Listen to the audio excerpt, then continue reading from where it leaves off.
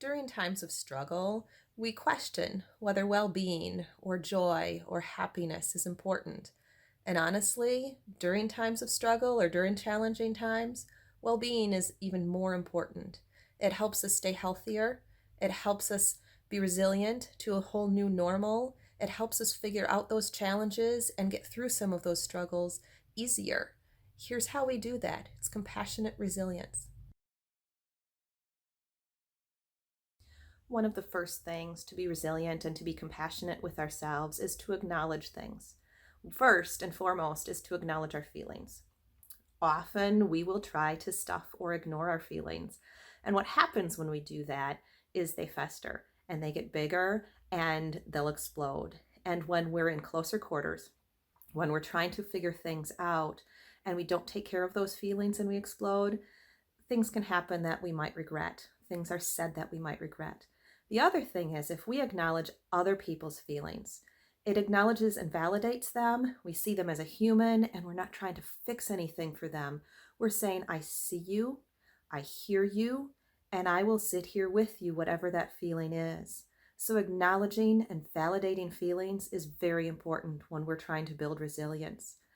Another thing to build resilience and to be compassionate is to be present in that moment, to be okay if you need to sit in the muck for a while, to be grateful when there's a sunrise that you can see, to be happy when you say, I'm sitting at home eating a meal with my family, when normally we would be running around getting all kinds of things done.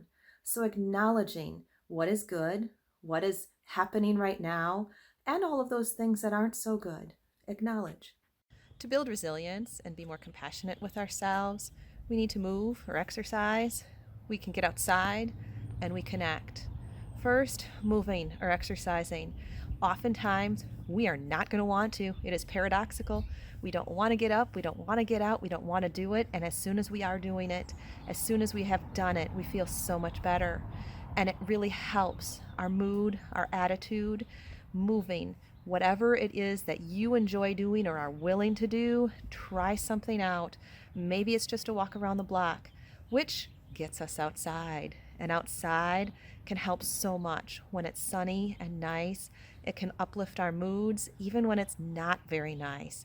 It can really just help us get some of that fresh air and feel so much better.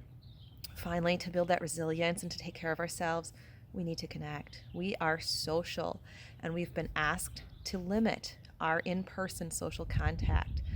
We can learn so much from our younger generations on how to connect through all kinds of different social media platforms, and not just posting something, but actually reaching out and connecting with a friend or a loved one with that phone call, with that text, with that snap, and really see how we're doing and connect for real. Another way to build resilience is to find positivity, to have an optimistic outlook on different things. I'm not saying to bury your head in the sand. I'm not saying to ignore what's going on. I'm not saying to never watch the news. When we look at things in a positive light, we can look at things with hope. We can look at things and say, this is challenging and I can get through it when we have something positive. A couple ways to do that: distract ourselves. Maybe turn on some Netflix instead of the news. Maybe play some music. Maybe read a book. Find something that you enjoy doing that takes your mind off of things and distract yourself for a little while. Another way to help our brains learn how to see the positive is find one thing that you are grateful for every day. Whether you write that down, whether you just say it, whether you do it as a family at family meals or with a friend. When we find something we are grateful for, it helps our brain learn how to find some different positives, no matter what that day is like. And being grateful for something does not have to be some big, huge thing. It could be, I had a really good hot meal. It could be, someone smiled at me in the grocery store and I didn't even know them. Being grateful helps us look at things in a more positive light and builds resilience. Compassionate resilience is also built by being kind, by giving ourselves grace, by giving others grace or forgiveness. We are all human, we make mistakes, and acknowledging those mistakes and being able to move on helps us during challenging times and greatly helps our well-being, our joy, our happiness, and keeps us resilient and strong. The other way to build this resilience and to be compassionate is to do things for others, to help other people. Studies show that helping others can greatly improve our well-being. And while we might have to be creative during these times to help others, that help is going to be so appreciated and will help us build our resilience and be more compassionate with ourselves. So well-being is very important during times of struggle and challenge. And to build that resilience that we need, and to build that compassionate resilience so we build it well, we notice our feelings and the feelings of others.